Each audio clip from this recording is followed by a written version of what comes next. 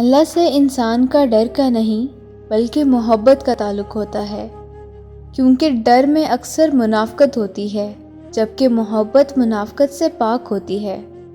اور اس ذات سے کیسی منافقت جسے دلوں کے حال کا پہلے سے علم ہوتا ہے۔